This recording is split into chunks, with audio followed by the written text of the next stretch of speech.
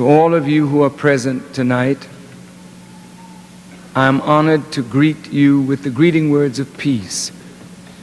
We say it in the Arabic language, Assalamu alaikum, but in English it means peace be unto you.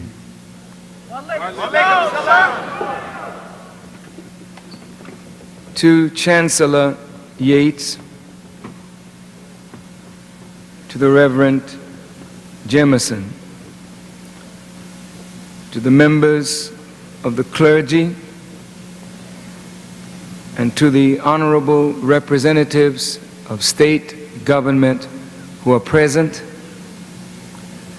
and to you, Minister Rashid Muhammad, and to all of the laborers of Islam who are present, and to all of the believers of the mosque here in Baton Rouge, to Brother Minister Carl Muhammad, who is the regional representative, and all of those who helped to make tonight possible. Our thanks to each and every one of you for your efforts. For without your effort, we could not be where we are tonight. Thank you, brother. To all of the FOI and the MGT who came to secure me, thank you from the depth of my heart, because every time I go any place and you hear about it, you try to get there to make sure that I come in safely and leave safely. And I appreciate that very, very much.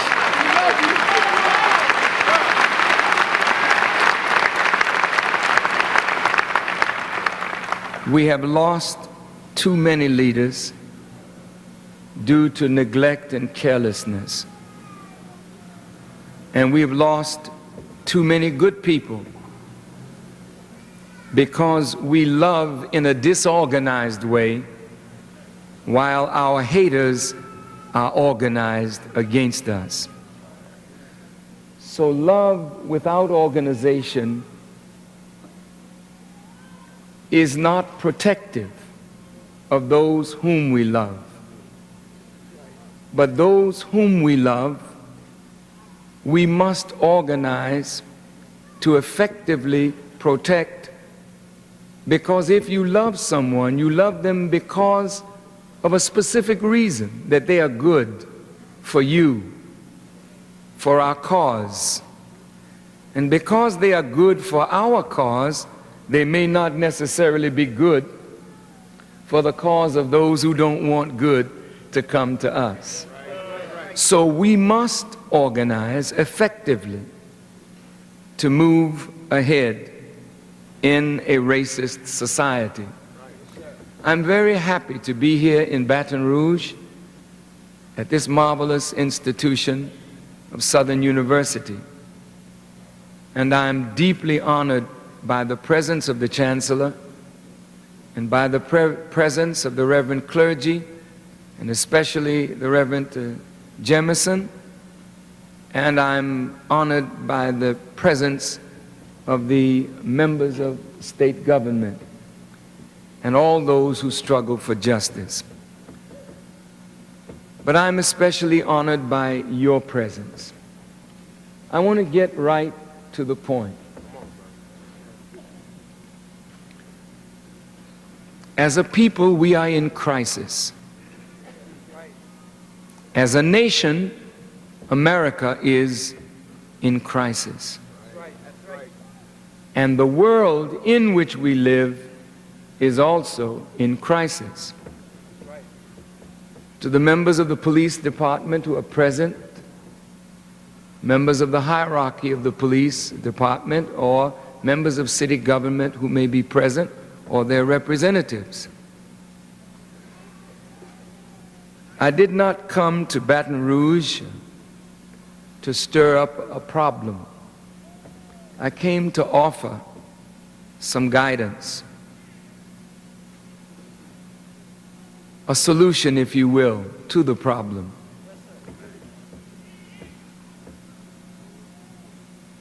To those in positions of authority, We must remember when we are in positions of authority that we are not the author of anything that we have authority over. There's only one author, and therefore that author is the supreme authority and the supreme power. And those of us who exercise authority, we exercise authority by the permission of him who is author of all. Since the people whom we have authority over or stewardship over are not our creation, but we are also creatures of the Creator, then we must seek to exercise that authority in the way that the true author would desire us to exercise that authority. Since the very universe in which we live is founded upon eternal principles of freedom, justice, equality, and since all things in existence submit to the law under which that thing is created, there is no planet in existence that is out of order. The only thing that is out of order is man. Yes, sir. And man is out of order because he fails to come under the authority of him who is author of all. Yes, sir. And this is sad. This is sad when you are governing people and you refuse to come under the authority of God. Then how can you exercise a just rule? What happened in Los Angeles was predictable.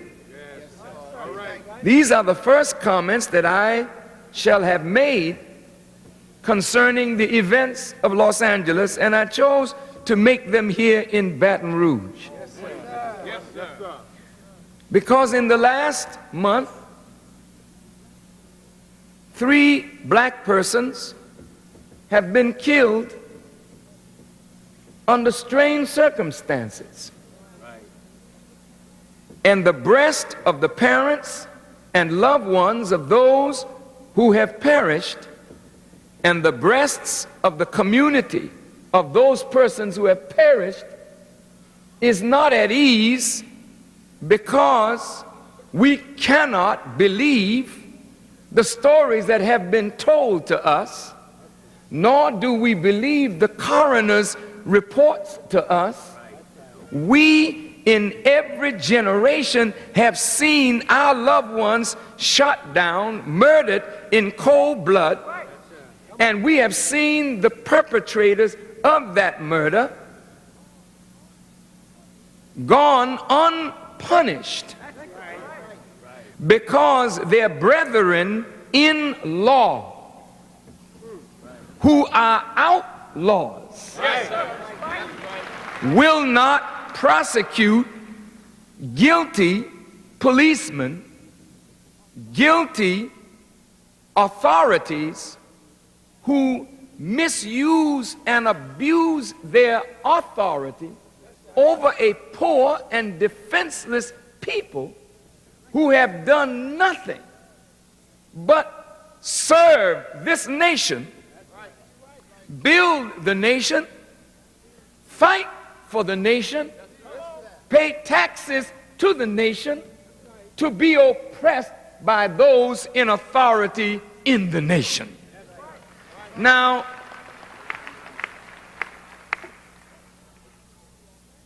what happened in Los Angeles is not new or strange. The beating of Rodney King is an everyday event in black folks' lives in some city in America. Even as I speak, some black body is being crushed under the weight of blows by a police department that seeks to be judge, jury, and executioner over somebody who is suspected of a crime. You say that a man is innocent until proved guilty beyond a reasonable doubt, but if you're black in America, you're guilty. When they put their hands on you, you're guilty.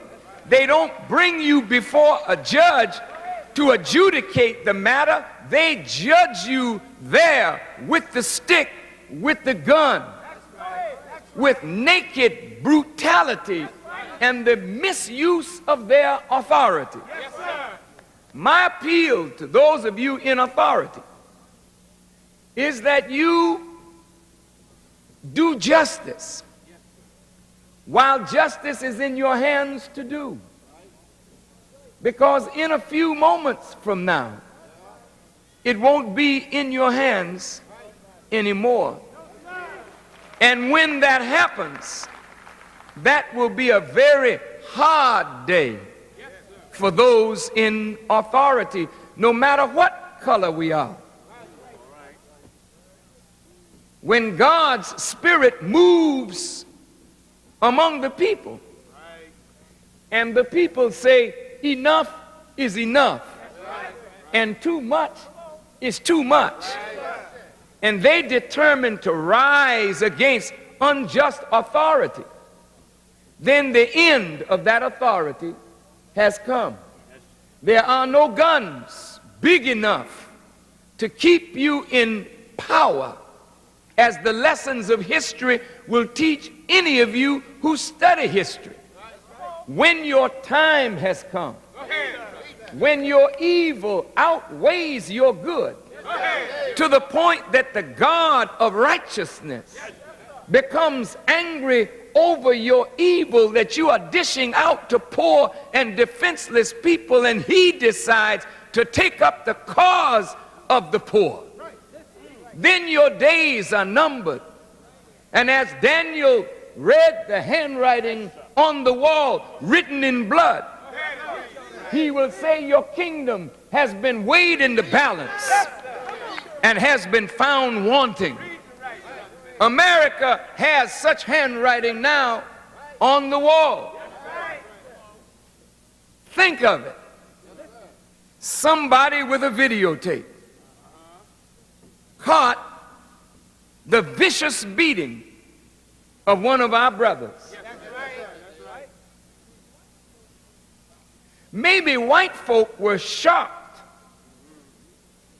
at such a beating, but we weren't. We know that this goes on, don't we, brothers and sisters? We were shocked to see it on television, but we were not shocked that it happened. But each one of us that saw that terrible beating inflicted upon our defenseless brother, we felt each blow. America had a chance to show black people that there can be some hope in the justice system in America. Black people were willing to believe again if you had given them the reason to believe. Their hope was, since it was clear that the police were in error, it was not a mistake. A mistake is unintentional departure from right, but error is willful. This was not a mistake, this was willful, brutal, vicious, sadistic, inhuman, beastly behavior on the part of those who say they represent law and order and justice.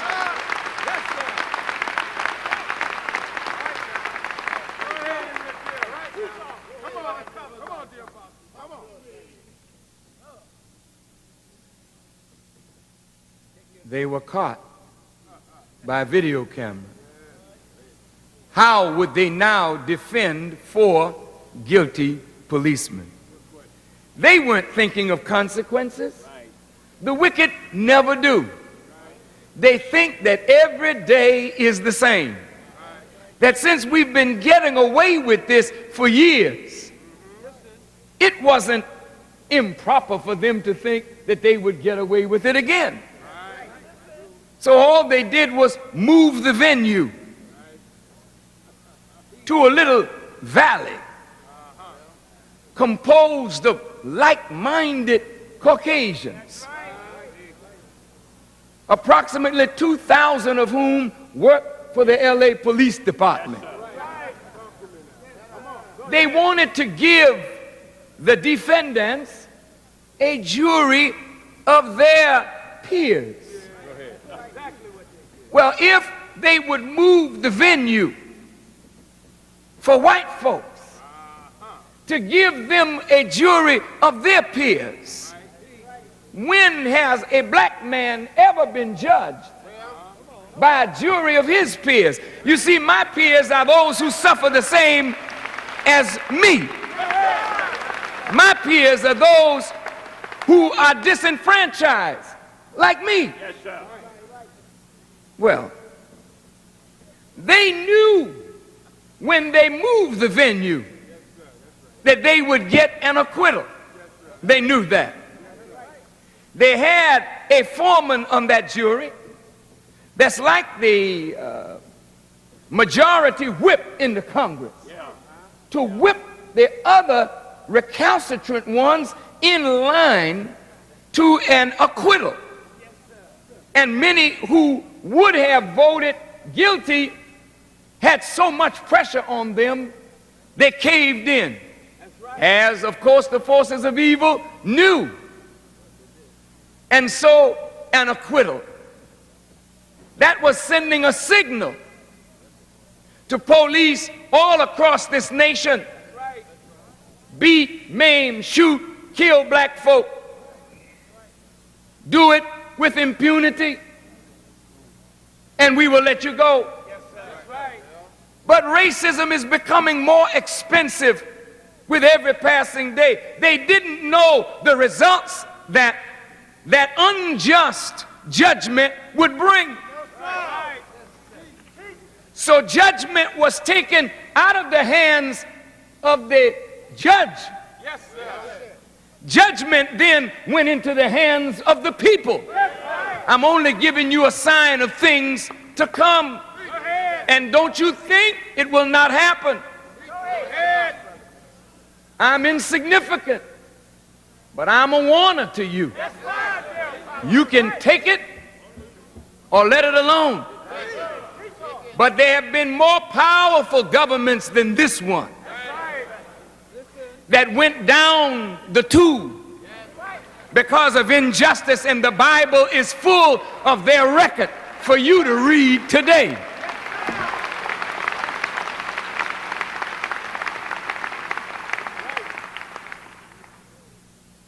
Well, just a few days ago, who would have thought that the Soviet Union would have collapsed so quickly?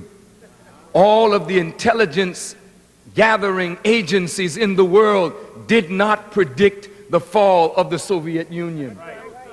Here in Soviet satellite nations, where the press is controlled by government, the media is controlled by government, everything that goes into the minds of the people is controlled by government, yet a movement was taking place under the nose of the government.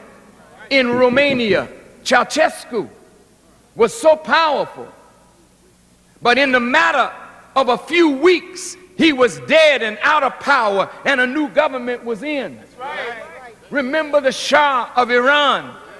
He was so powerful, the most powerful armed force in that area of the world, backed by the power of America. But in the twinkling of an eye, he was gone. Don't you think that that can happen right here in America? It will happen in America unless there's drastic change, and immediately. It's not just black folk that are tired. It's white folk too that are tired. It wasn't just black folk rising up. It was blacks, Hispanics, poor whites. Over 4,000 fires set, starting first in the black neighborhood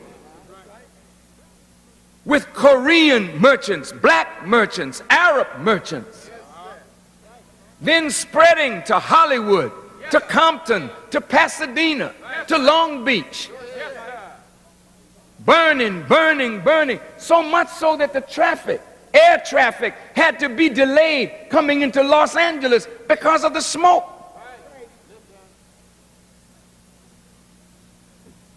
Mr. Clinton,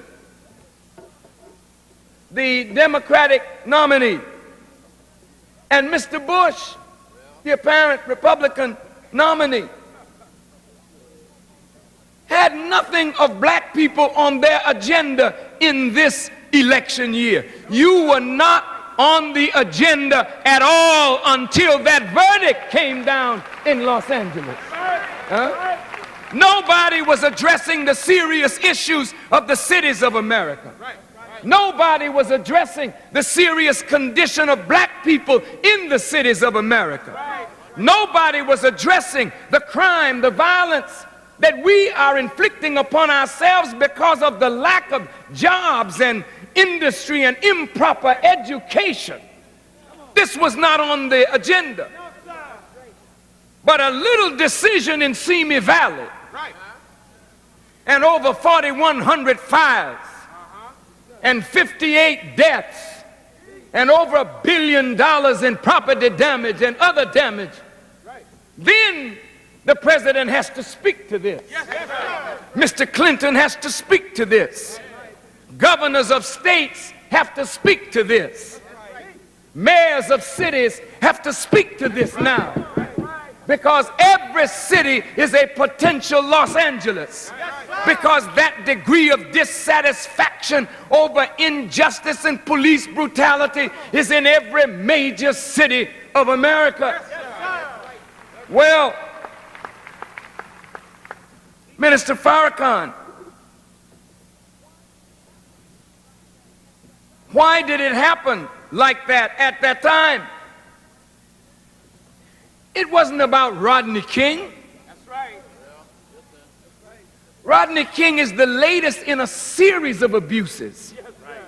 Right. Black folk have been swallowing abuse in this country for 430 years. You should know that even a volcano can go to sleep for a long time. But that does not mean it will sleep forever. What happened when Mount St. Helens erupted on May the 18th, 1980? The trees didn't do nothing to Mount St. Helens. The insects and the birds didn't do anything to Mount St. Helens. The cattle and the fowl didn't do anything to Mount St. Helens. But when she erupted, everything in her path was destroyed. It is this kind of violent eruption in nature that gives you a clue to what can be in the breast of human beings who are also a product of nature, but a sleeping volcano here. That fire is down in our bosoms. Fire is burning deep down in our souls to right the wrongs of yesterday and today. And all it needs is God's command. And when it starts to erupt, as there now is a ring of fire in the South Pacific of sleeping volcanoes who are beginning to erupt now. And at the same time that Mount St. Helens went up, Florida went up in a riot in Miami. Well, these are signs here. There's a power, a big power, that's moving the poor, the disenfranchised, the rejected and the despised to react. You said this is horrible. They took an innocent man out of his truck and they beat him to death. This is terrible. Yes, it is if you look at it from that view. But there is another view.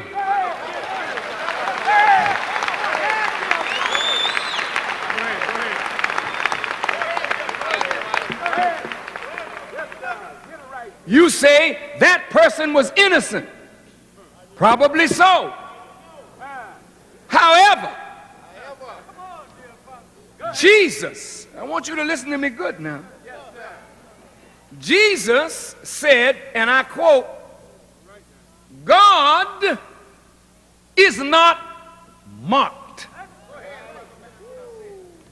Whatsoever a man soweth, the same shall he also reap.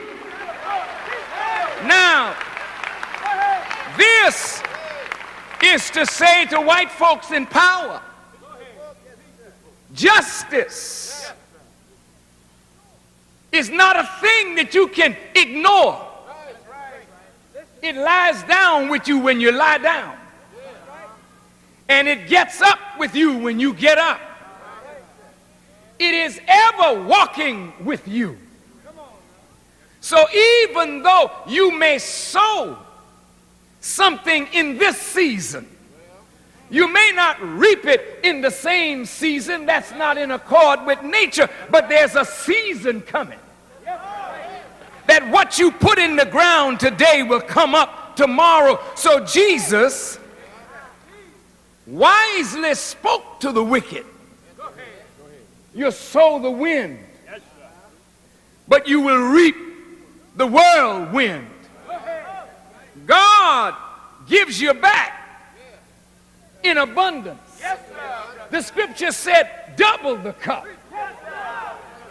Don't just give the wicked what they've earned, fill the cup. Then double the cup. This is the day of vengeance. You may not like it with your tender hearts. You may see the aching Caucasian laying in the street and your heart is tender, but the heart of God, how is his heart looking on it today? Where's God's heart today? Is God's heart with the slave master? Is God's heart with the children of the slave master? You may say, today's white youth, that I didn't do this. My fathers did it. Fine. So you bear witness that you are the children of those fathers. I want you to listen. Because, Reverend, we can't preach no watered down gospel of Jesus Christ. We can't preach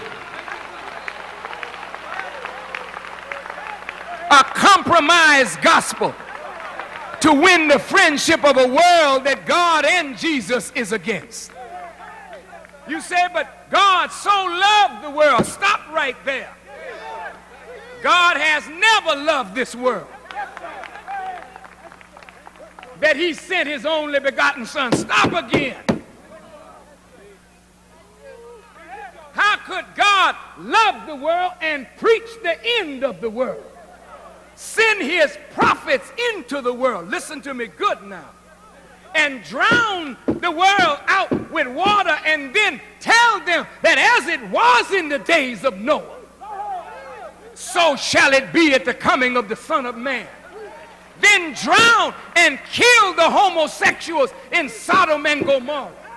And then tell them as it was in the days of Sodom and Gomorrah, so shall it be at the coming of the Son of Man.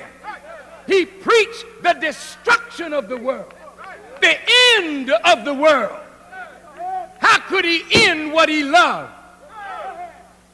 It's the people of his that are in the world, that are not of the world, that he comes to save out of the world.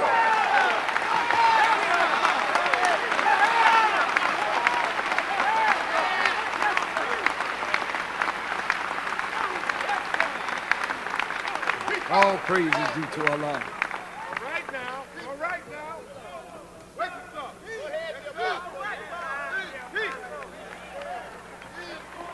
These young whites, I'm sure, or I believe, had not done anything to deserve that.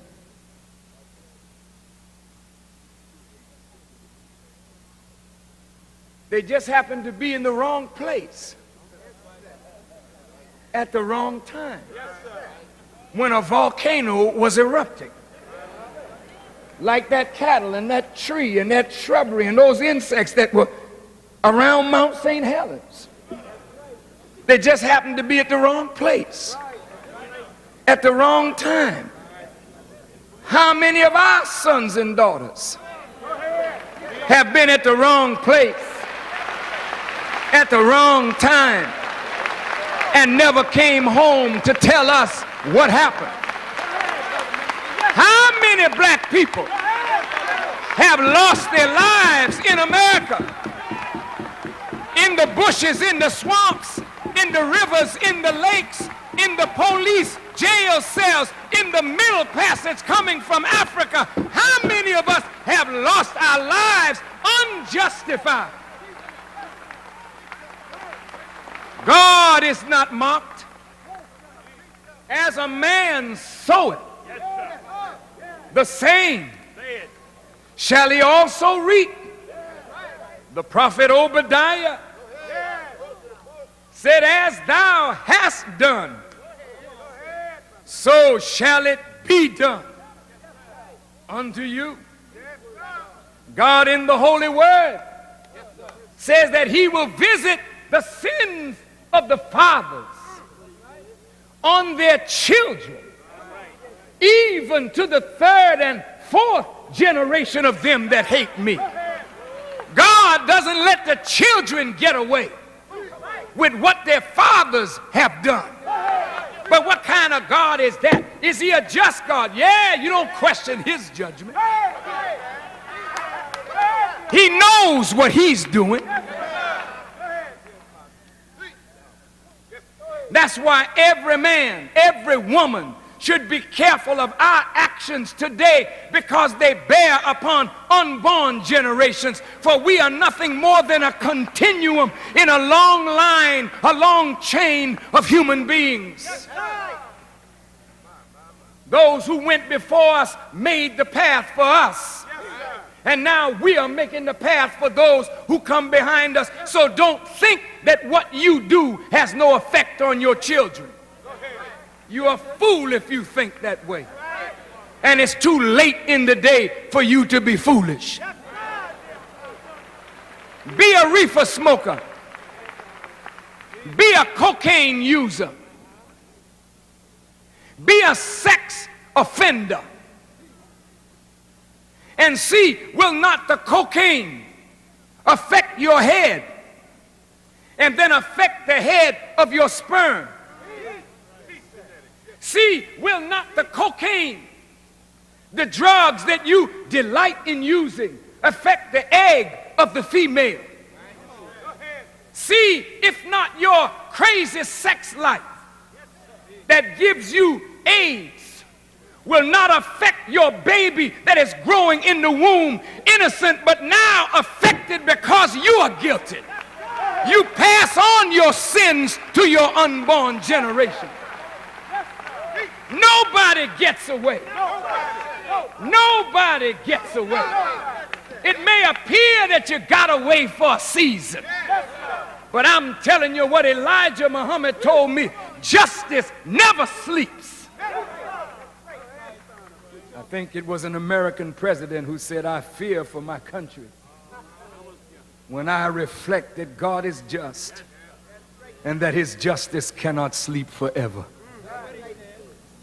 And so Koreans were burnt out. And what did the Koreans do? Hispanics were burnt out. What did they do? Palestinians were burnt out. Well, what did they do? People said they disrespect us. Here's a Korean grocer, shoots down a young black girl, 15 years of age. She wanted to live. She came to buy a little orange juice. That's all. She had the money there. But suspicion, everybody black is a criminal. And when the little girl stood up for what is her right, the woman reached from behind the counter and shot her dead. The judge found the woman guilty. No sentence. Probation. Go, and God go with you. Kill as many more as you can. Black people's lives have no value.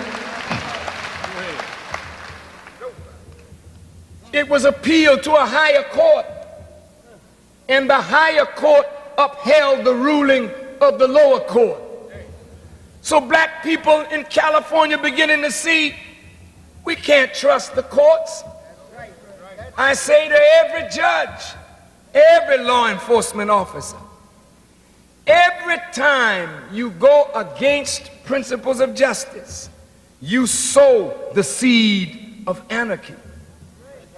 And one day when you least expect it, your law will mean nothing. Your badge will mean nothing. Your star will mean nothing. And when the people rise, government means nothing. They become the government because they are now ungovernable. They rose in Los Angeles. And as I listened to Oprah Winfrey and Ted Koppel and others, and I saw the Koreans crying, we need to work together, they said.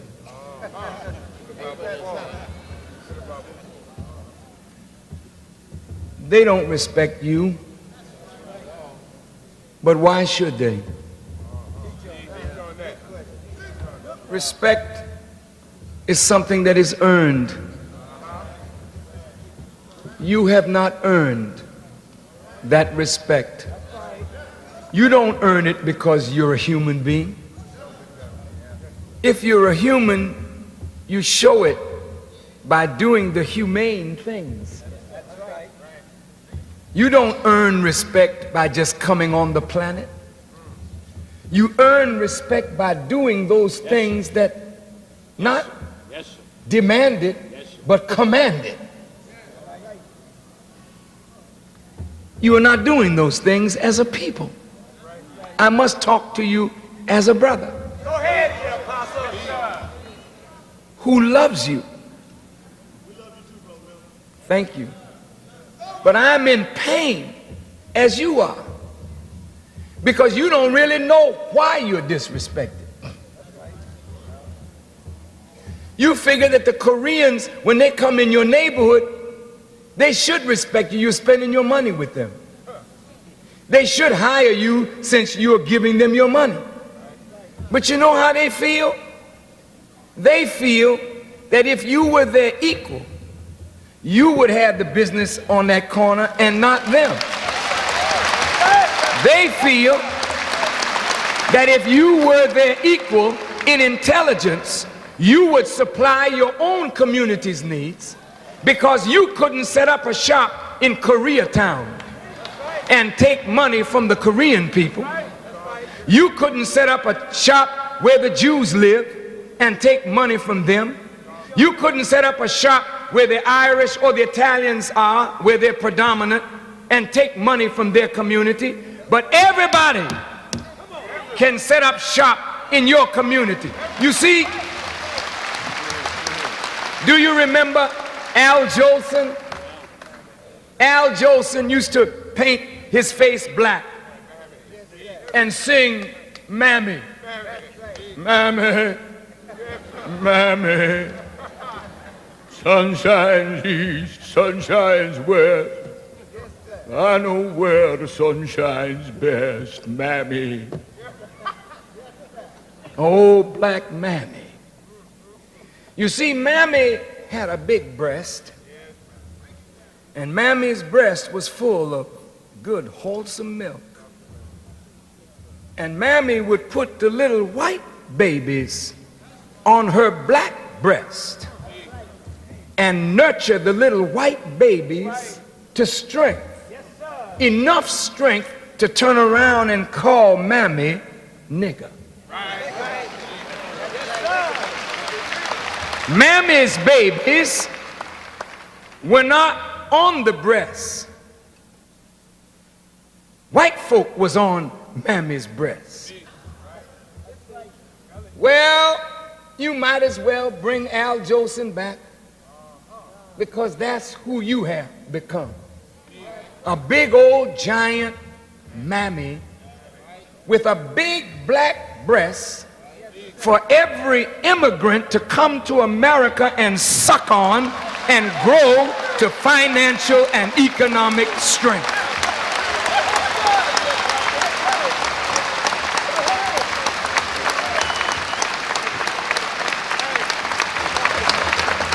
I'm not going to blame the Koreans.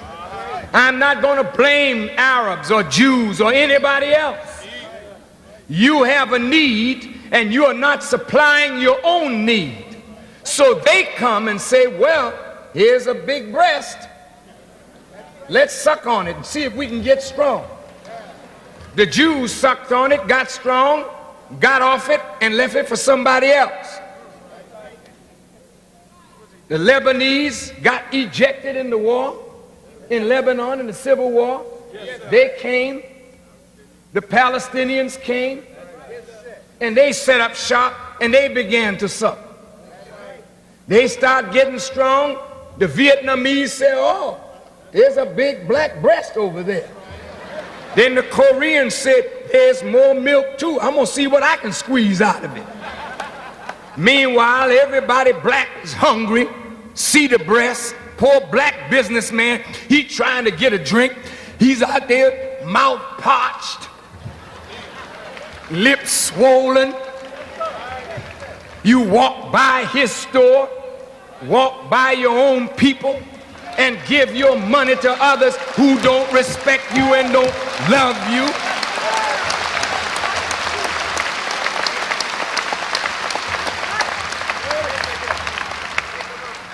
So our people rose up and burned out the Koreans, burn out the Arabs, burn out everybody.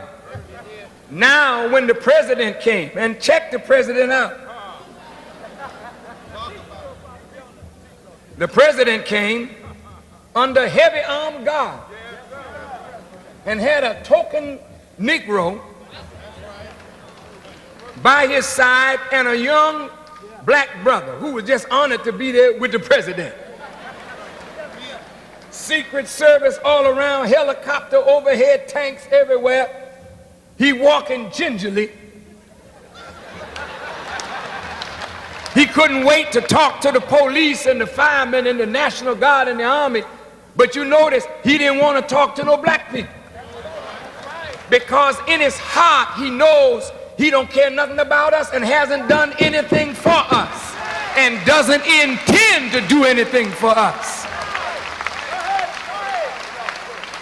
And you would be foolish to think that Bill Clinton is going to do any different. Now I'm going to talk to you Democrats. I got to talk to you. Because you are so silly. You have a vote and you throw it away. No self-respecting Jew would allow Bill Clinton or Bush to become president without coming before Jewish people and stating candidly and forthrightly to Jews what they're going to do for Jews and for Israel. You just give your vote away. You don't ask these crackers to come and tell you straight up, what are you going to do for me in my condition?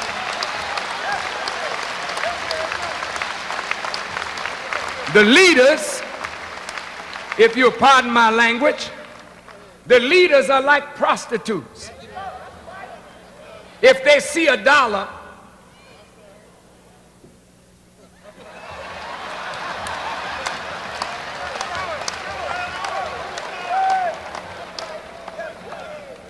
the leaders running, jumping over each other to show their wares.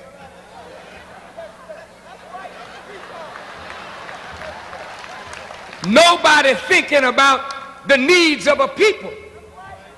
Sitting down talking about the needs of a people. Bush is a trickster.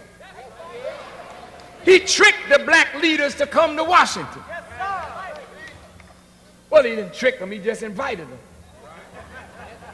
But the invitation was a trick. What did Mr. Bush have in mind? Notice he called the top black civil rights leaders. They were hurting when they went there. They sincere men. They wanted to talk to the president about the conditions of black people and what he could do to change things. The president said, I want to listen, but he didn't want to listen. The president wanted them there because he was about to send the troops into Los Angeles. And he wanted the black leaders to sanction what he was about to do. I want you to listen to me good. I warned you 5 years ago that the reason that President Bush, 4 years ago, that President Bush would not attack Deng Xiaoping and his use of tanks on his own Chinese people in Tiananmen Square is because he had the same intention where you were concerned.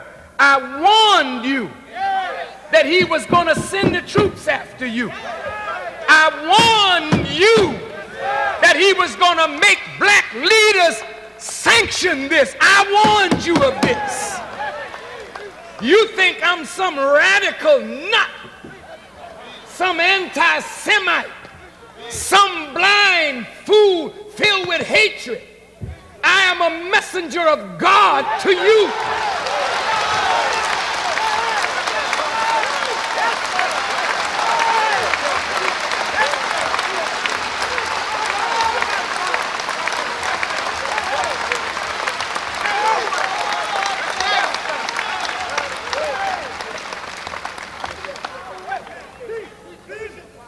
You will suffer for rejecting truth. I'm not an entertainer. I'm not somebody you can come out and hear and go back to business as usual. When you hear me, you are responsible for what you hear.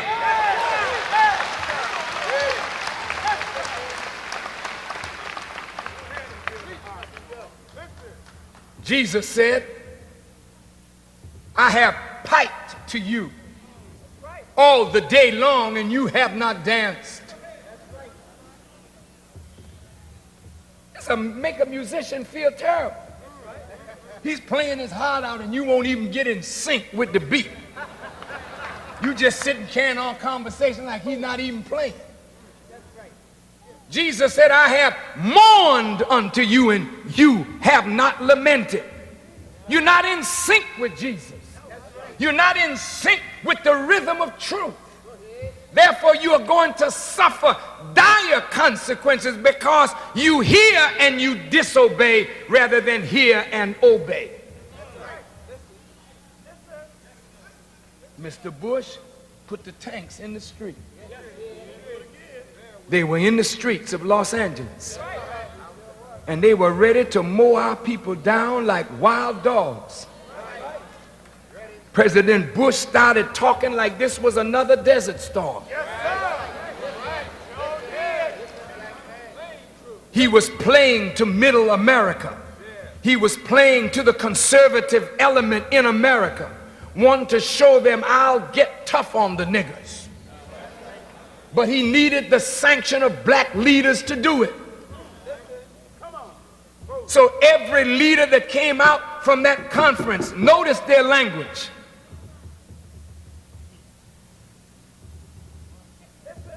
We must have law and order. We must quell the violence. But after the troops, I know the troops have to come in. This is what they were saying. The troops have to come in. Some of them were calling me, asking me to come out to Los Angeles. I said, I'm not a fireman.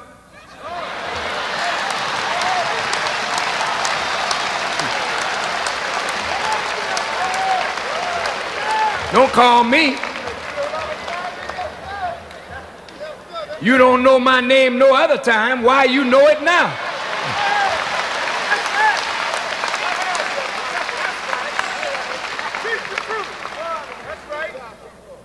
Injustice started the fire. Then justice will put the fire out. So all the leaders had to say to the president was, Mr. President, stand up and go before the American people and make a definitive statement. You're going to impanel a federal grand jury. You're going to indict them for violating the civil rights of Rodney King. And you're going to make sure that police brutality is a thing of the past. If you stand up and make a moral statement, then we, the leaders, will go to Los Angeles and put the fire out. You can hold the troops. Justice will put the fire out. But Mr. Bush was non-committal. He never gave them one thing that he would do. He just said, I am listening. I'll certainly look into that. I thank you for sharing that with me.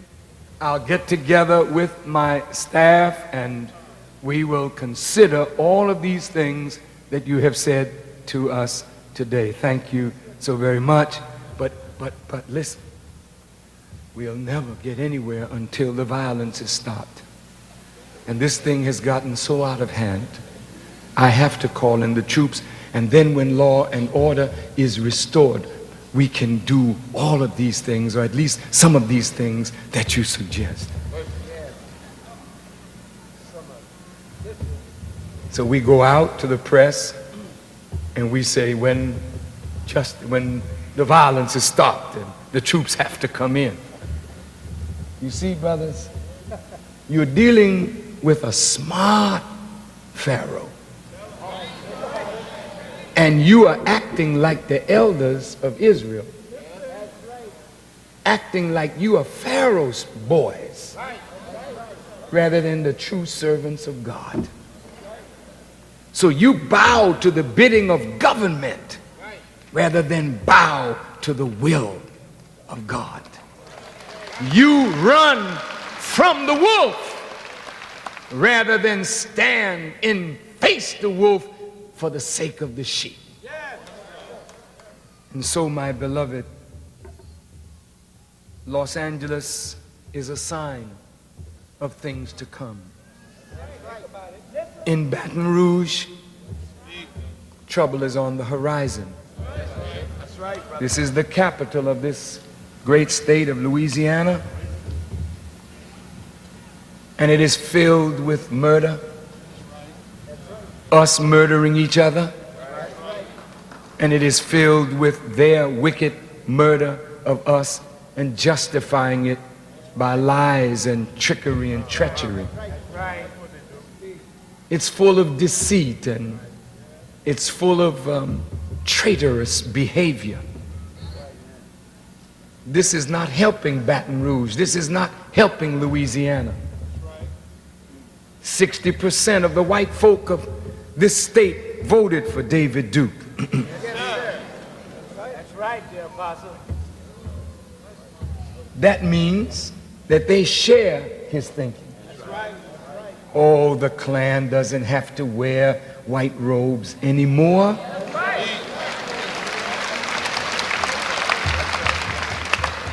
They dress in business suits. Yes, sir. That's right.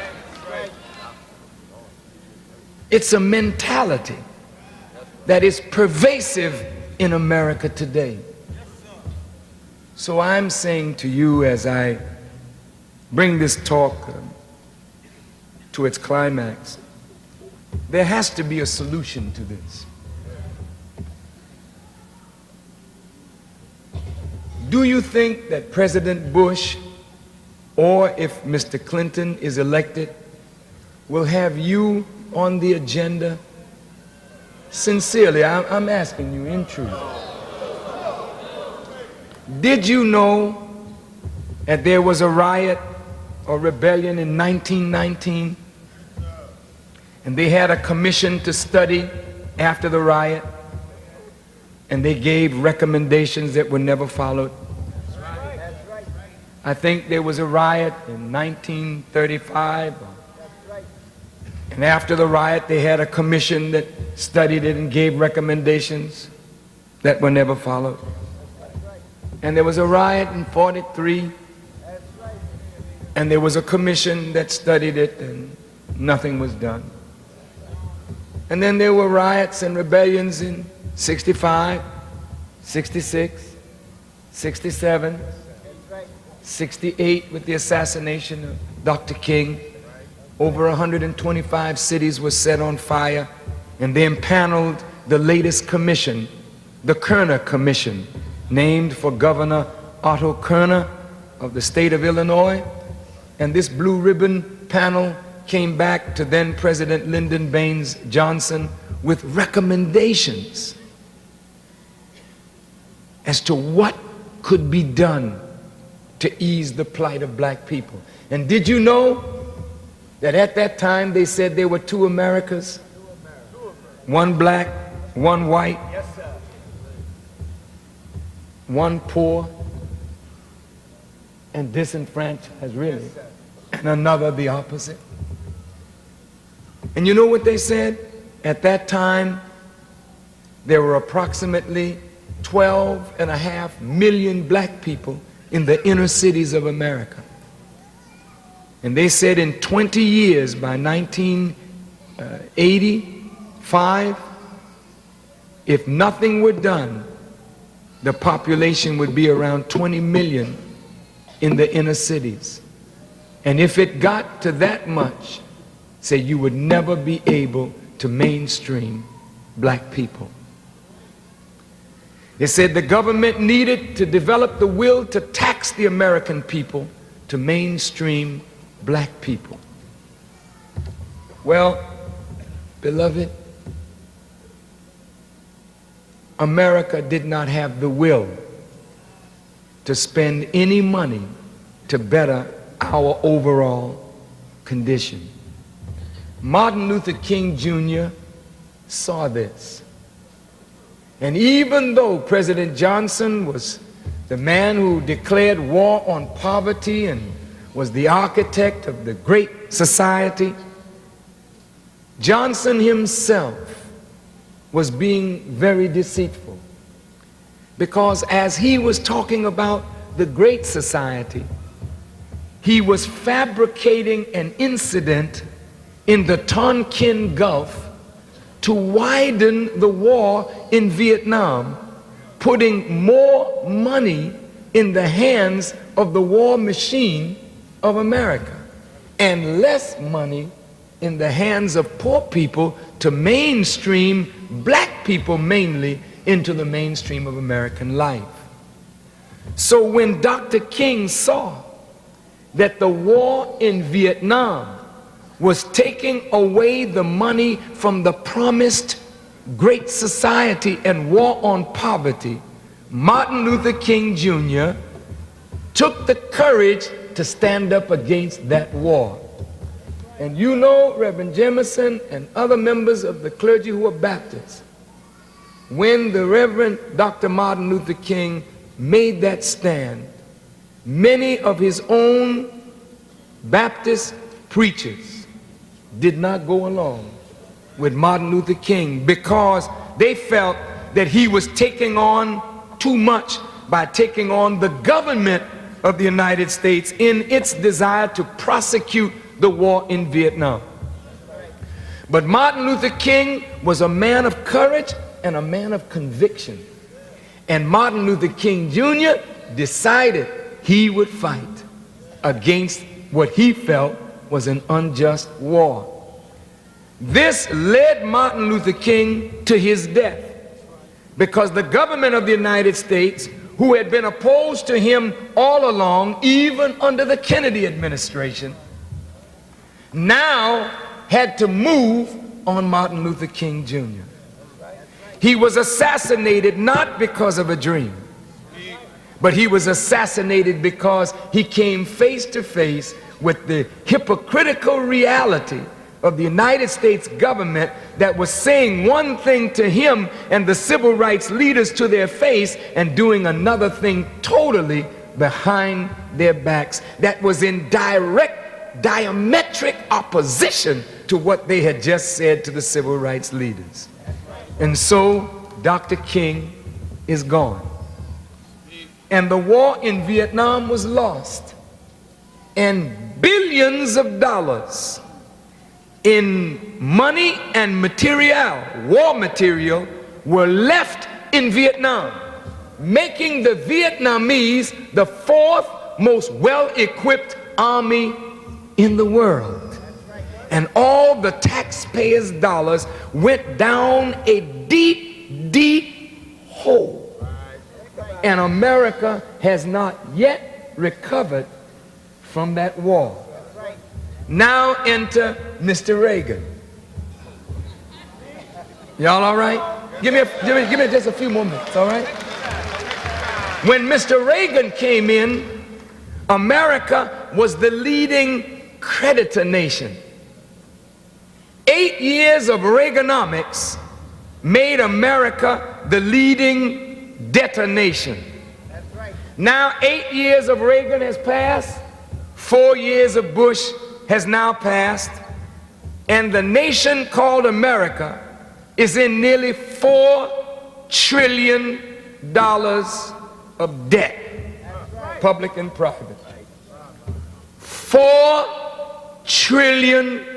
Now, I'm talking reality to you, dear brothers and sisters. The jobs that were once in the black community are no longer there.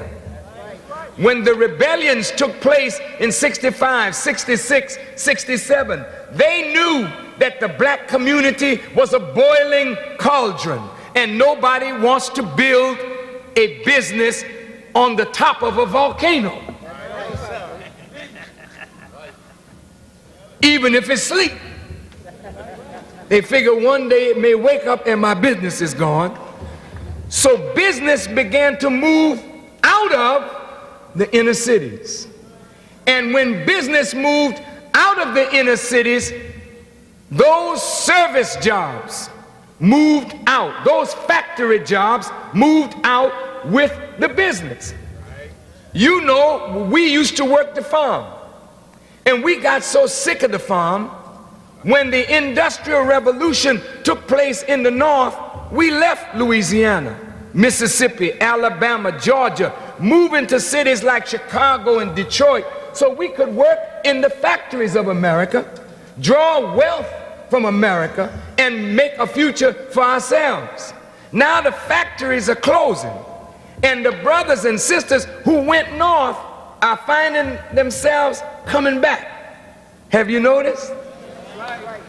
Coming back with education, coming back with some money, coming back with experience. The South is going to rise into great power politically, economically, if you take the right road. I'm almost there. Bear with me.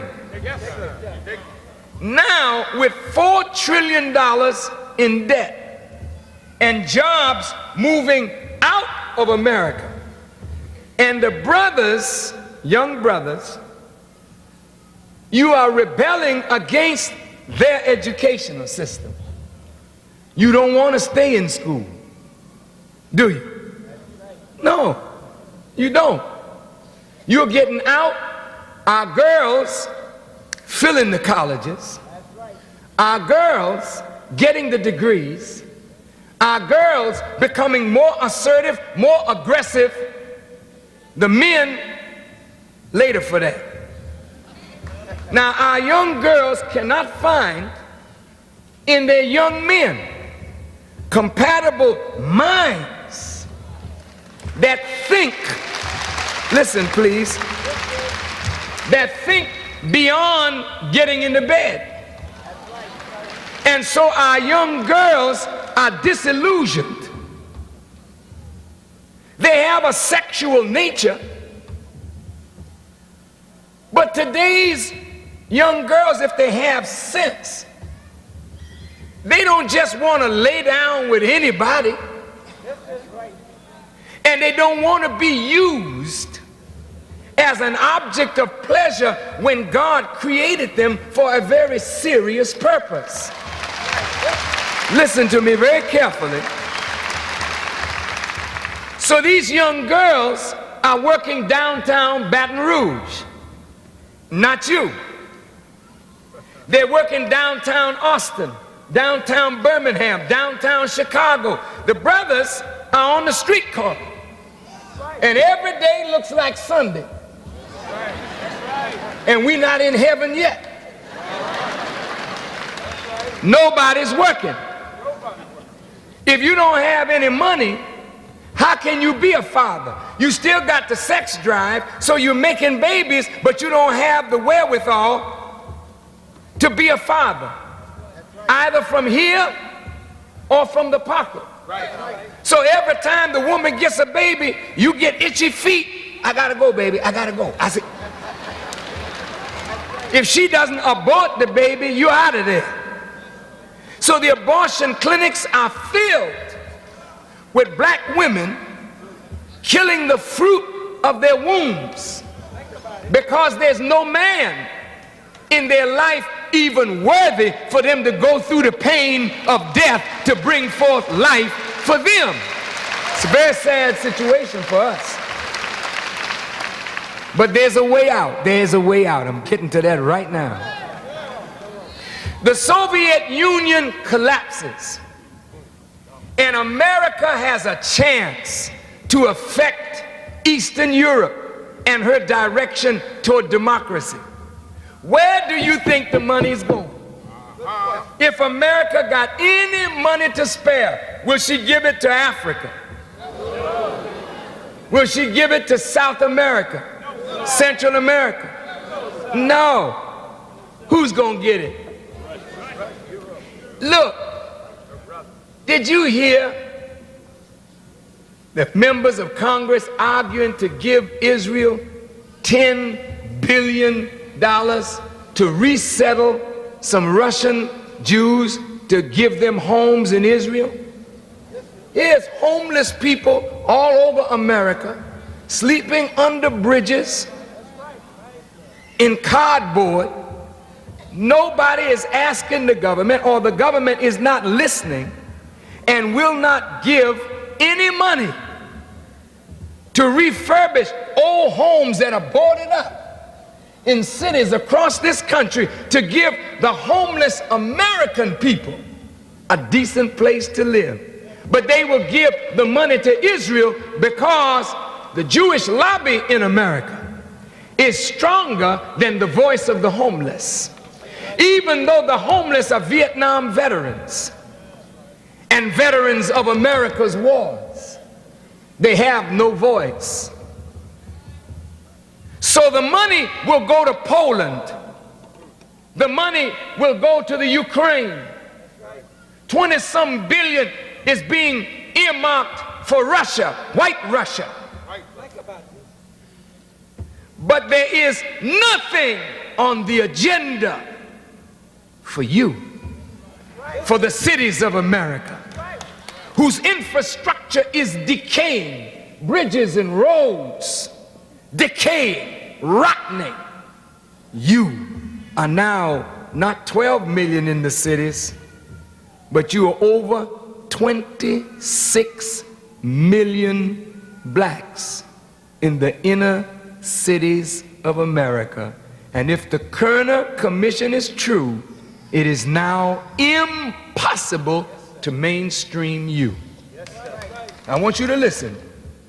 25 years after Dr. Martin Luther King, there's more segregation in America right now than there was when Martin Luther King was marching on Birmingham and marching in Selma, Alabama. Did you know that? They admit this. And there is no will among the American people to integrate you or to be with you. So you are still 25 years later, two Americas, one black, one white, separate and unequal. Now what is the solution?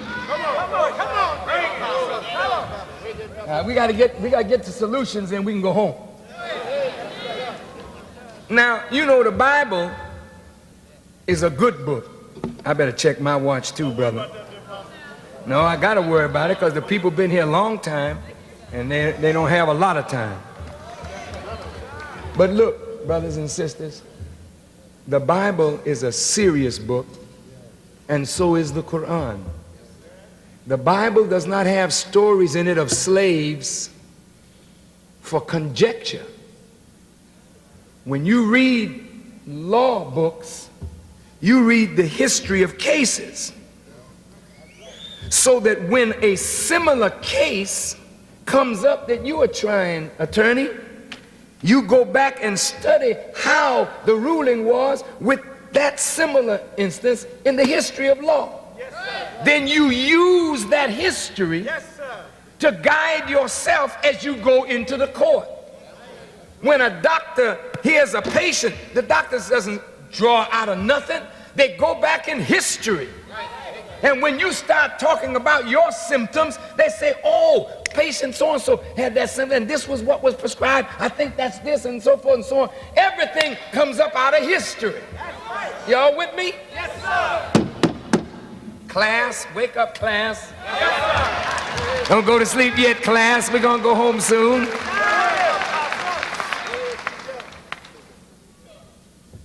Has there been a case in history like this?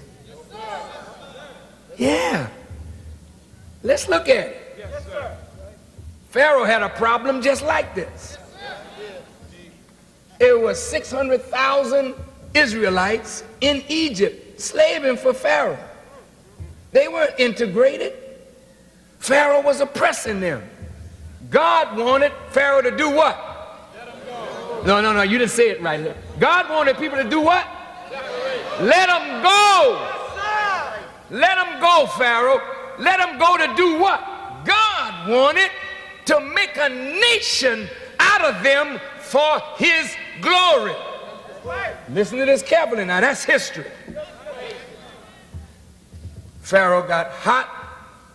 He saw the children of Israel multiplying, didn't he? And he set up a plan against who? The male members of the children of Israel, to kill all the boys and spare the girls. Is that right? Why you think that's in the Bible and Holy Quran? Come on, Muslims. Come on, Christians. What is the sense of reading the Bible? If you're not going to read it,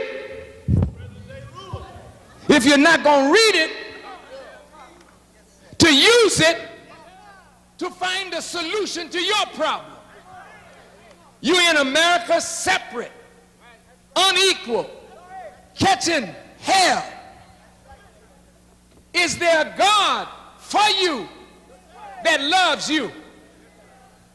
Well, does God want you to integrate into your slave masters? Let's see. Is that the history in the past? Did God ever integrate the slaves who were brutalized and beaten by an unjust government and people? Did he ever integrate them and make them one? Talk to me. No. Reverend, he never did that.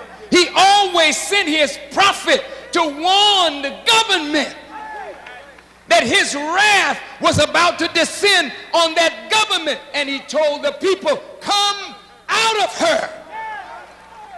Come out, that you be not partakers of her sins and her plagues. for her sins have reached unto heaven. You don't integrate with a man that's on death row. If you are a little offender, you've been to prison, some of us. You know, if you went for robbery or you went for this or that, they don't put you on death row. Death row is an exclusive group of people. You don't hang out with the people on death row. Because see, they don't have nothing to lose. They'll kill you, brother. They can only die once anyway. So here you want to integrate with people who are on death row. I know you don't like that, but I can't help that. As thou hast done, so shall it be done. See, the sentence of death is on America right now. Listen, white folk, I have to tell you this. You can get out from under it if you move right. But the sentence of death is on America right now. She's wicked. She's wicked. And God has allowed all her enemies to sit down, leaving only America standing, just like it was with Egypt. God allowed Egypt to become powerful so that he could deal with her himself, so that he might make himself known. You don't know the God of heaven. You got his name. You know something about his spirit, but you don't know the person. You don't know the reality. But the God wants to make himself known to you. And the only way he can make himself known is to make a strong enemy, and then he sit the enemy down and make a severe problem that nobody can solve. This is us, but he himself. Now, it's a radical solution that the Bible gives in the Quran. The radical solution is separation. Since we are already separate and white folk don't want us, then let's sit down and talk about it. We help to build the country, maintain the country. Why don't you offer us some of it and let us go? You say, well, what could we do? I don't want to be nowhere where there's all Negroes or niggers. But that's where you are right now. You don't have nothing. Reverend Jameson ain't the president over white Baptists. He's the president over a segregated house of black Baptists. Don't make no mistake now. His power don't come from a white base. His power comes from a black base. You white, black Shriners, you're not in no white shrine. You're not the worshipful master in no white shrine. If you're a worshipful master, ain't nobody worshiping you as worshipful master but somebody black like yourself. You're not even admitted in the white shrine. Talk back to me. This is real. Somebody got to talk to Pharaoh. Somebody got to tell him, look, we have to have a future for our people.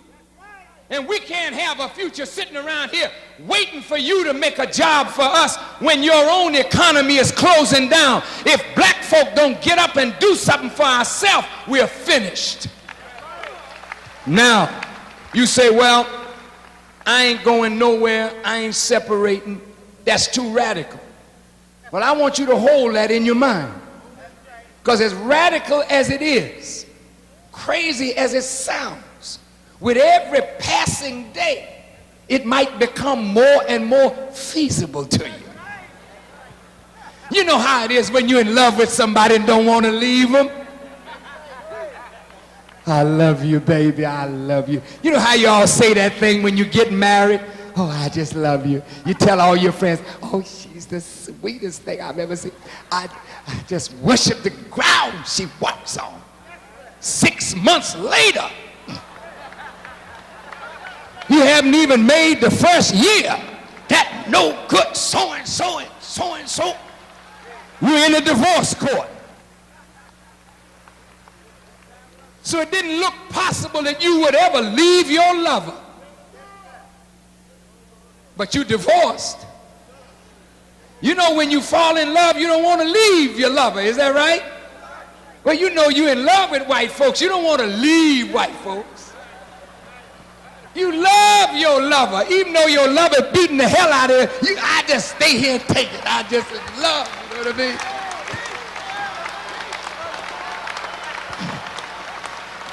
I understand. I really understand. Because you don't see no other lover in sight. But stick around a few more days when the tanks start mowing you down in the major cities. You see, the Bloods and the Crips didn't come together out of love genuinely in their heart for one another. If it was so, they would have done it before the rebellion and didn't have to wait till after them tanks were in the street. But they know what time it is. The dry bones didn't come together in the valley at the preaching of the word. The winds had to blow on the bones, Reverend. Otherwise, the bones would never have come together. And it's the same way with you and me. Yeah? All right, let's wrap this up. All right, some of you say that's extreme. It's extreme. And it is extreme. It's very extreme. But hold it in your mind.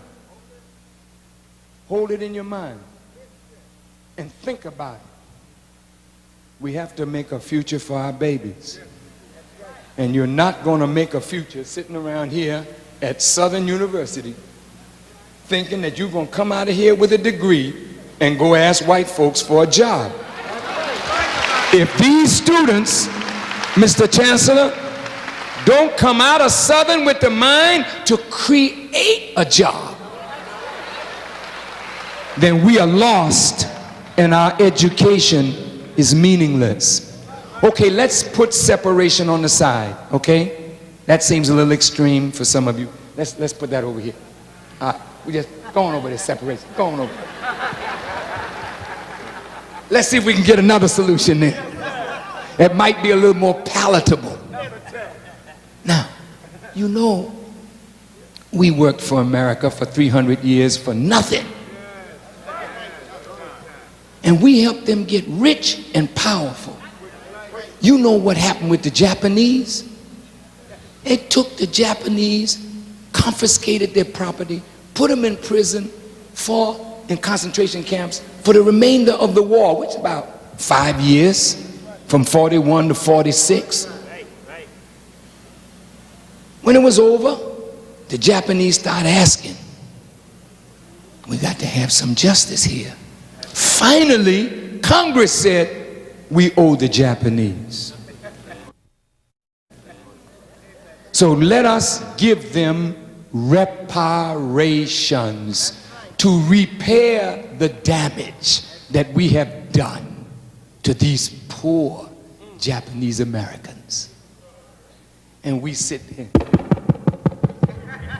Isn't that nice of our government? The Germans are paying reparations to the Jews right now for their Holocaust. And the Jews deserve it. What about you? Just think about the millions of lives that were lost in the Middle Passage coming to America. Add that up. Add up what it cost to make you a Negro from an African black man and woman. Turn you into a Negro that don't know your name, your language, your culture, your God, your religion, nothing of your past. Add that up. That's damage to your head, isn't it? Isn't that damage? Huh? Thank you. Add up the fact that for 300 years they sold us. And we had no rights over our own bodies. Add up the destruction to our women and the children from these women.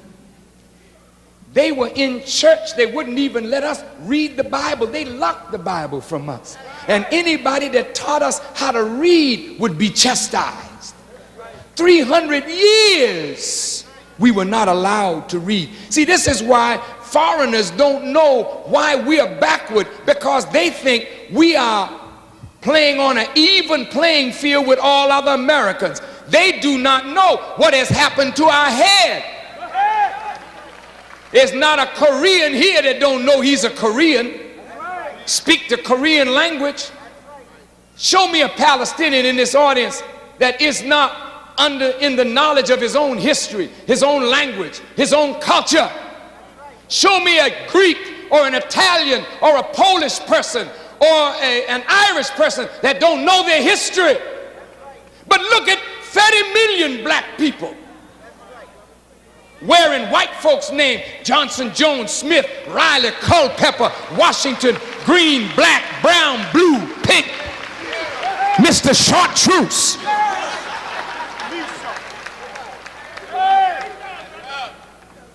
Everybody speaks their own language but you. Can't do it. Don't know it.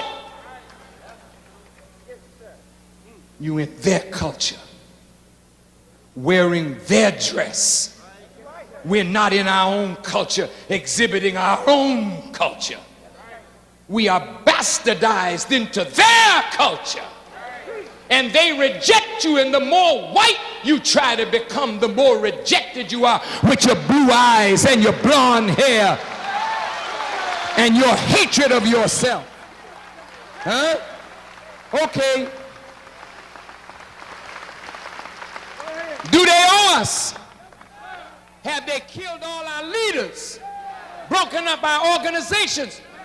What's the price of that?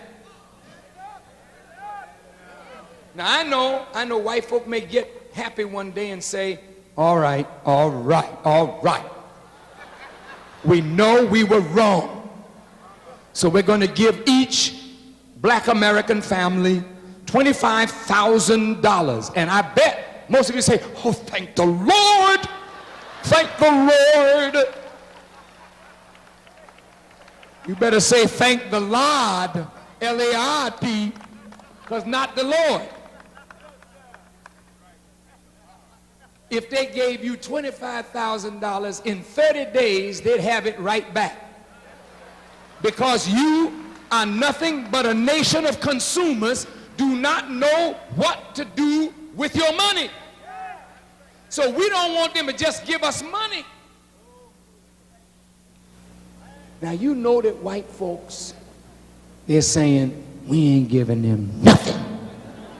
You know they're saying that right now. So maybe that solution may not work. Let's put that off to the side. Go over there, reparations. Get over it.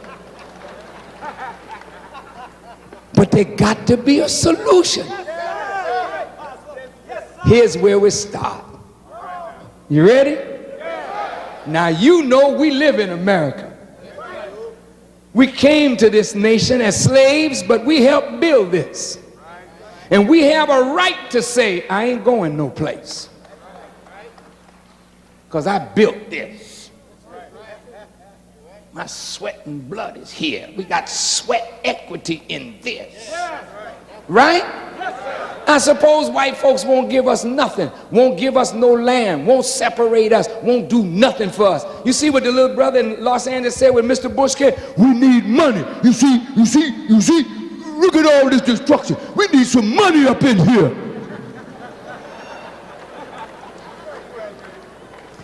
He's not wrong. We do need money. But brothers and sisters, you already have it. You just don't know what to do with it. Do you know right now you get out of the American economy, at the last reading, if the figures are true, over $220 $20 billion a year.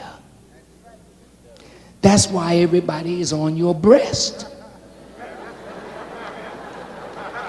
And they getting fat, and you getting lean, and then mean. Now, brothers and sisters, you with me? We're closing now. Hang with me. Hold on, don't move.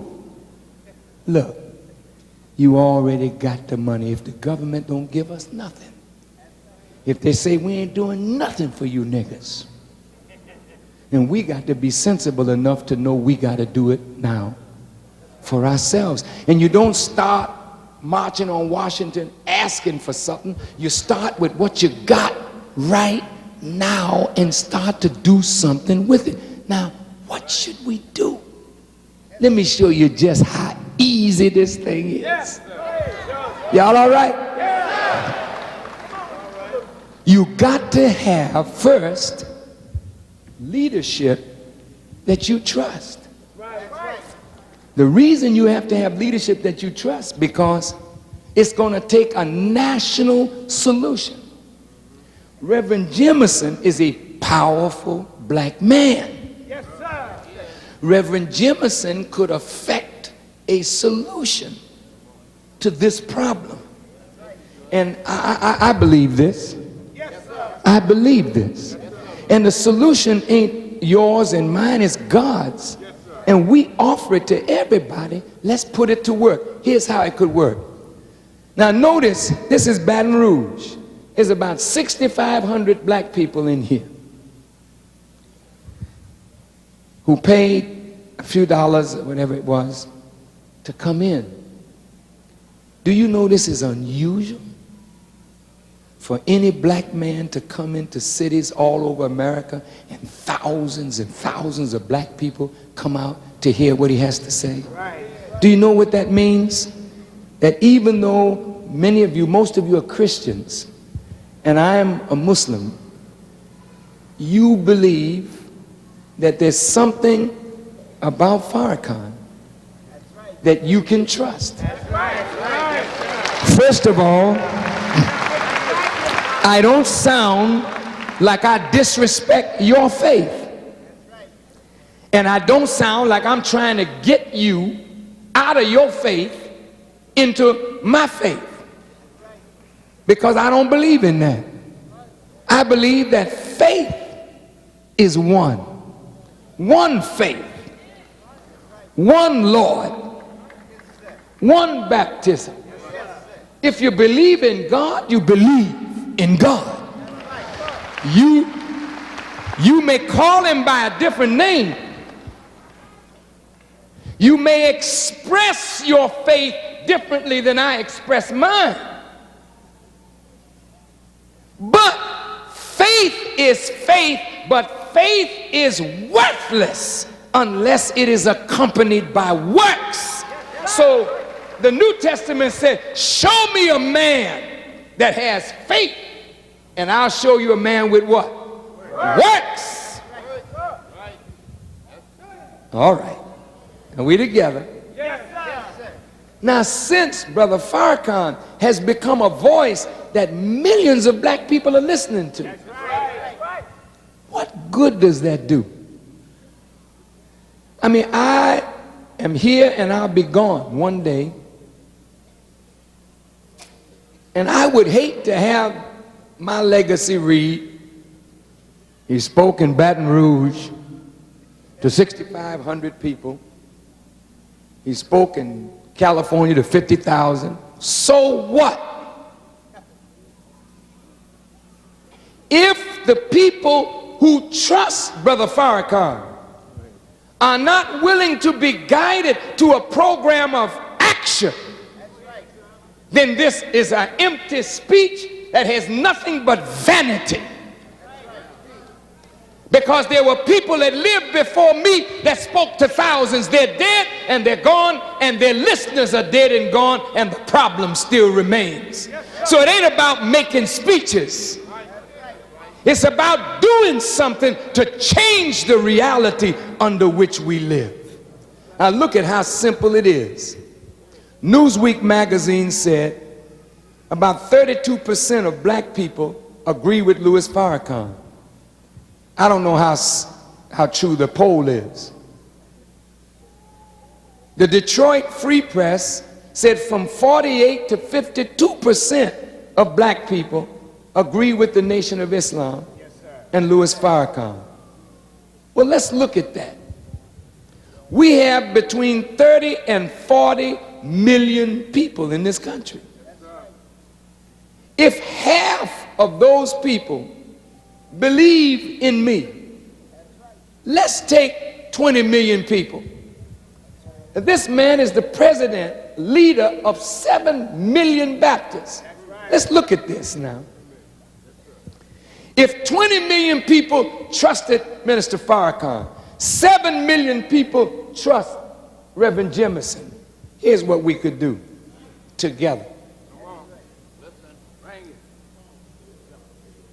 I'm asking you if you would trust me with $10 a month in a national savings for 3 years.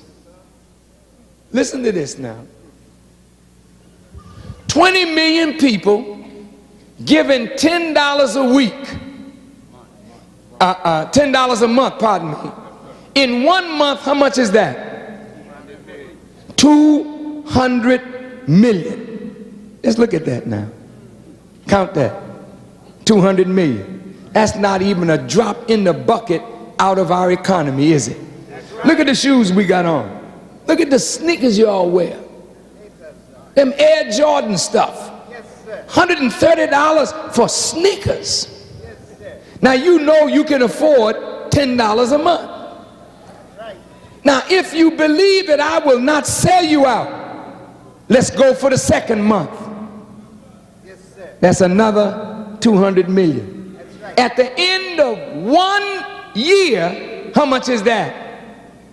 2,400,000,000 in a national treasury. That's liquid cash dollars.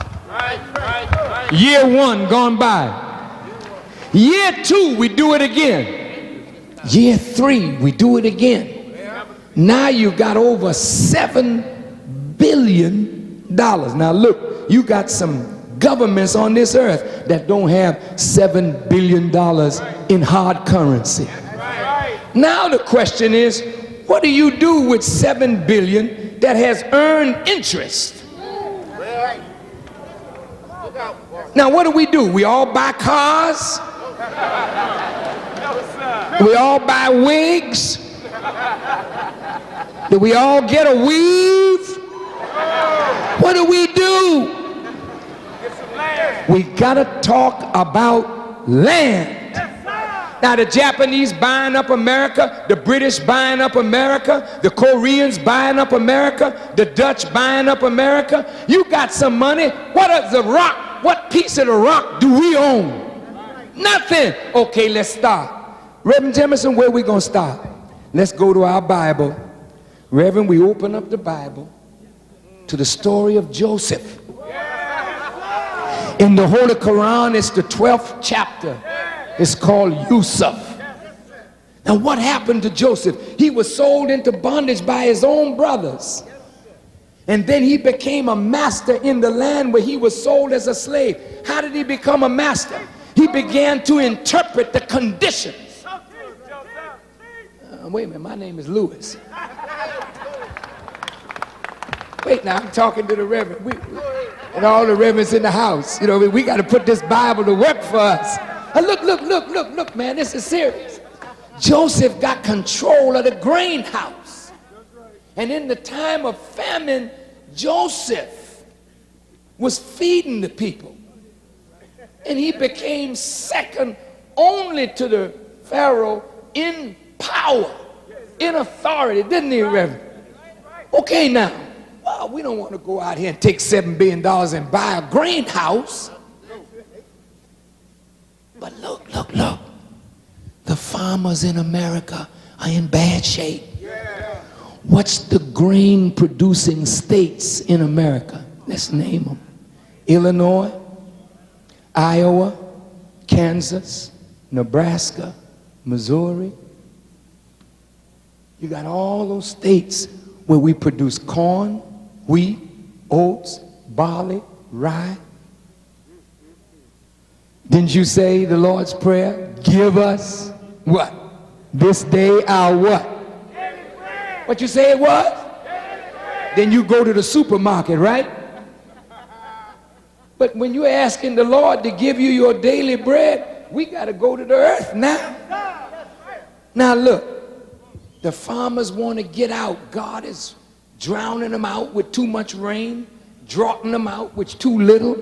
Now we the people of God. God wants us to do something for ourselves. So here we go now. We'll take that, we'll buy that, we'll take this, we'll buy that. Bring the money out the treasury. We bargain with them. We go to Alabama, Mississippi, Georgia, and Louisiana. We buy up land because we're going to produce grains. Now we're not going to farm like white folks with profit in mind and not the health of the people. Now, listen. When you get your land, you start producing. What do you produce? Your necessities. You set up huge canning factories.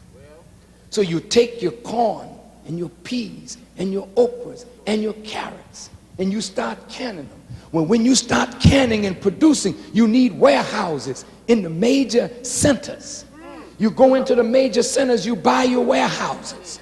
Then you go into the cities and you set up your supermarket. And with the help of Reverend Jemison, see, we make all our religious people. Can you see First Baptist peas? Can you see a can of First Baptist corn? Second Baptist okra? Congregational rice? Lord have mercy. AME peas? CME asparagus? Muslim chickens? It's a little funny, but I'm going to show you how simple it is. When you set up your own supermarket, since you're burning out the people, you got to replace it with something. Now, we don't go to nobody else's supermarket. We go to our own. Do you know how many billions of dollars we spend a year on food? Now, if you start producing some of the food that we consume, then we put that money right back in our own treasure. Those are billions going out, billions coming back. Look now, you buy grazing land and you buy your dairy cows. And as they're eating from the land and producing the milk, now you don't have to buy white folks' milk. You can put a black face on the milk. You know? You can call it Habaragani milk. You can call it some African Swahili name. We don't care what you call it, but a black face gonna be on it, and you can't buy no white face milk. You got to buy milk that's produced from your own cows. So all over America we drink milk. We start drinking milk that we produce for ourselves. So the money that you pay for white folks for milk, that's coming back in your pocket now. Look at how easy. Now you're growing. Then you go to clothing. Food first, then clothing. Look at all the clothes we got on. We ain't produced nothing. I'm just about everything I got on made somewhere else except me. I'm the only thing I got on made in America. My shoes are from Italy. The suit is from Italy. The shirt from China. I don't know where the underwear from. But we wear these things. You can't sew? Look at the clothes you got on. Sister, they don't make clothes for us. You know how we're formed.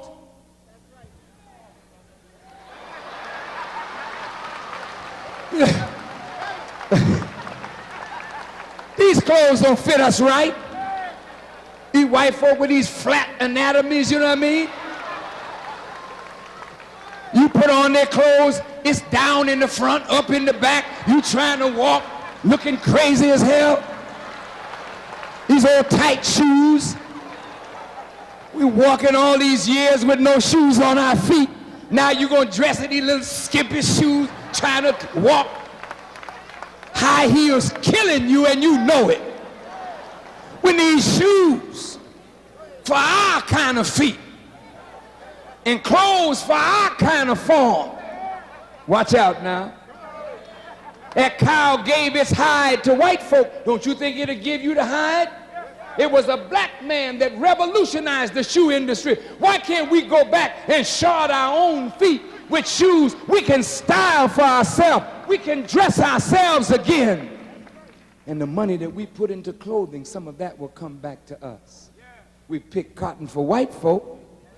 Now we pick it for ourselves, then turn the cotton into lint, turn the lint into cloth, and then turn the cloth into fabric and sell our fabrics to ourselves all over America. And now look, you've got people in Africa, you've got people all over the world. Now you're an international people. So suppose we go to Africa now and say to our brother in Ghana, hey, bro,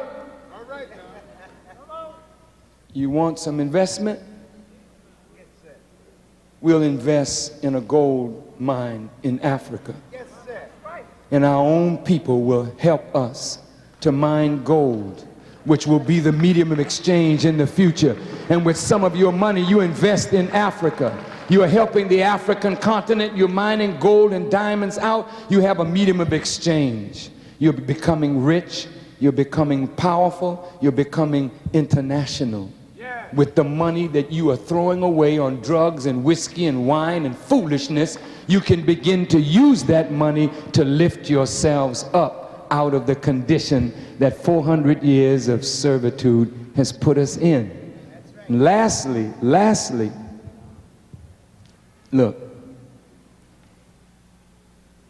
look at all the people we have in prison. I would like to go to the government and say to them, look, give me all the brothers and sisters in prison. We're the only ones that show we can reform them. Because we came out of prisons, most of us, and we are reformed. That's where we got Malcolm, out of prison. And the Honorable Elijah Muhammad made a giant out of him. There's giants in all of those prisons. Do you know how America got started? She released the prisoners. Do you know how Australia and New Zealand got started? They released the prisoners. We didn't give up our right to Africa. We can go to the heads of state and government in Africa and say to them, look, brothers, we want you to give some land to your kith and kin in the diaspora. Just like you made a way for the Jews in Palestine, I want you to make a way for the blacks in the diaspora to come home if they want to.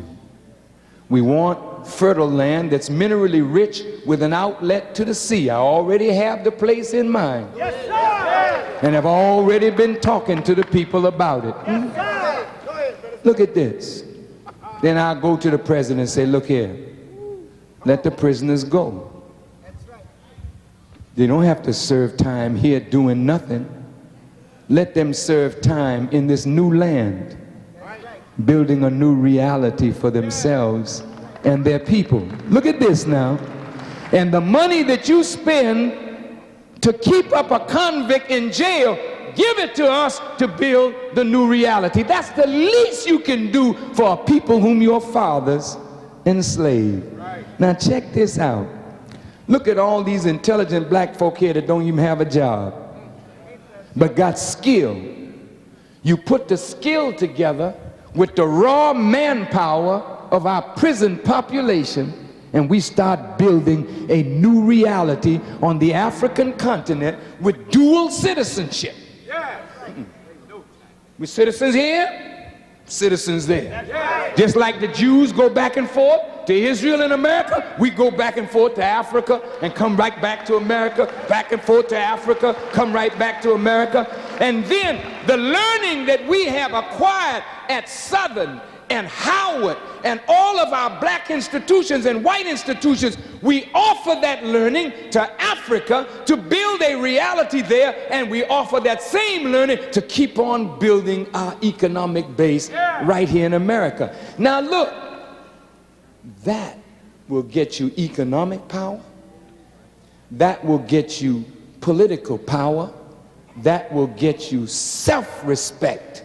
And then white people will be hard-pressed to think of us as they once thought of us when we become a producing nation of people. And lastly, when you build like that, you got to protect what you build. And so the young brothers that want to fight, you know what I mean? We have to build an army to protect what we build. So that when our trucks go over the highways bringing our produce, they're protected. Our warehouses are protected.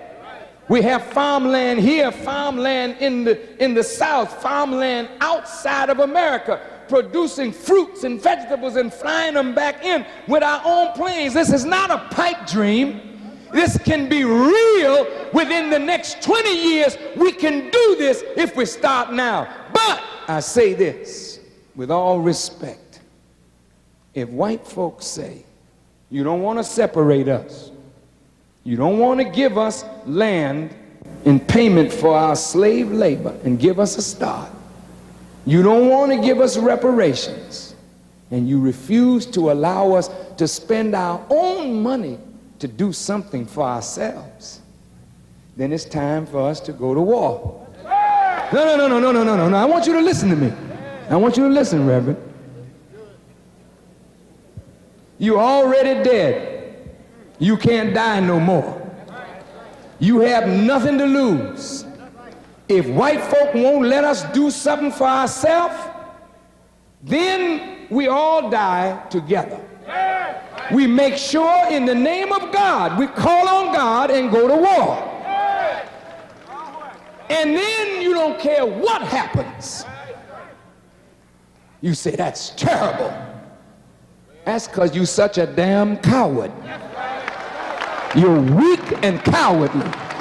The white man sent you and your black behind all over the world to fight for him and his damn freedom, and you won't stand up and fight for your own liberation? What kind of man and what kind of woman are you?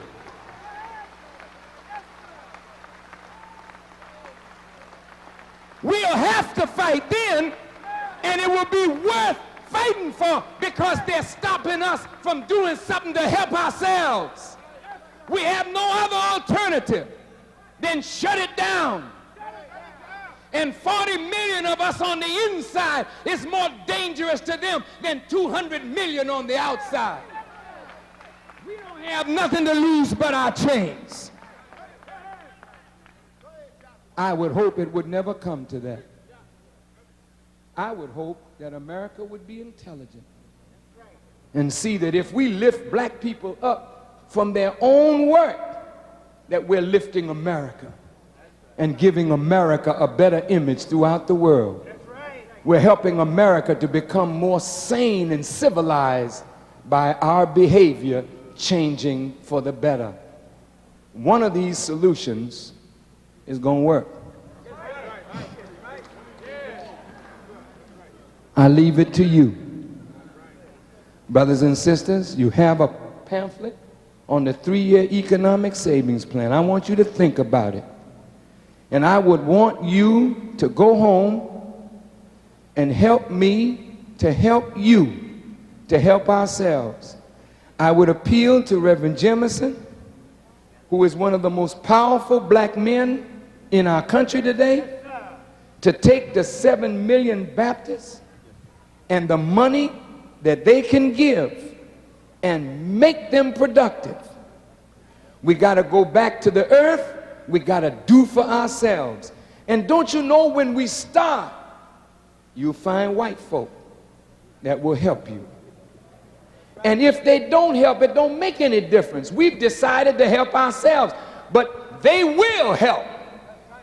The government would have to kick in. Once we united and did it, we could go to the government and say to them, lest you not take our tax dollars. Since you haven't done nothing for us, why not let our tax dollars go to build our own reality? When you got that kind of juice in your unity, you'd be surprised what you can do. It's not a pipe dream. The biggest pipe dream you had is that black and white would be together. And if you could dream that dream and not be excited that you were dreaming and you need to wake up, then this is not a pipe dream. This can be accomplished if we will. May God bless you and me and us to unite and make a difference. And if you would take that pamphlet home with you, think about it. And if you're in agreement and want to help us to get started, to help us, to help ourselves, make this real, then you send that $10 and let's get started to do something for self. May God bless you all as I greet you in peace, thanking you for listening as I greet you. Stay together, brothers and sisters. Stay strong, brothers and sisters. Be united, brothers and sisters, and we'll put an end to oppression and the tyranny of our people. Thank you for listening as I greet you in peace. Assalamu alaikum. Can we say prayer together? Can we say prayer? Brothers and sisters, would you hold your place for 1 minute? On your way out, there's a book that the Nation of Islam has compiled. You know they call me an anti-Semite, right? I have never been a hater of Jews, and I am not now. I don't hate people because of their faith or their color. That's foolish. In this book, some of our brothers went into the libraries, Jewish libraries and other libraries, to dig out the factual history and data from their own scholars. And this book documents that the Jews were heavily involved in the slave trade, heavily involved in owning the ships, owning us, owning the plantations, fighting against all slave revolts. This is volume 1 of a 3-volume book. I've sent this book to the Jewish leaders. I've sent this book to the members of the Congressional Black Caucus and to black leaders.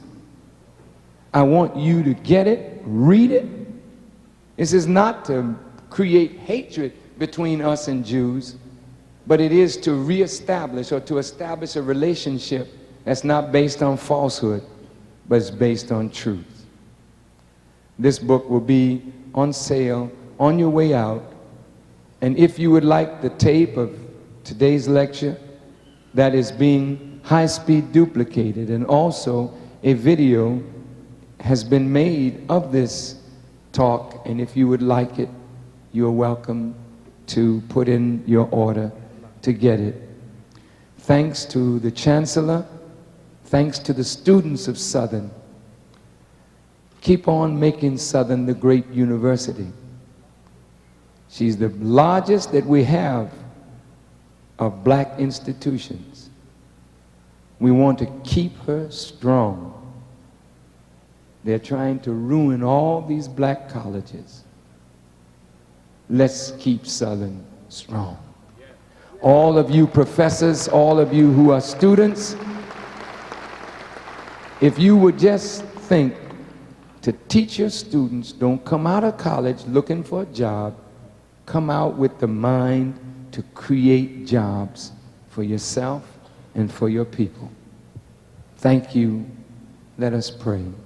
I'm going to pray a part of this prayer in Arabic and in English.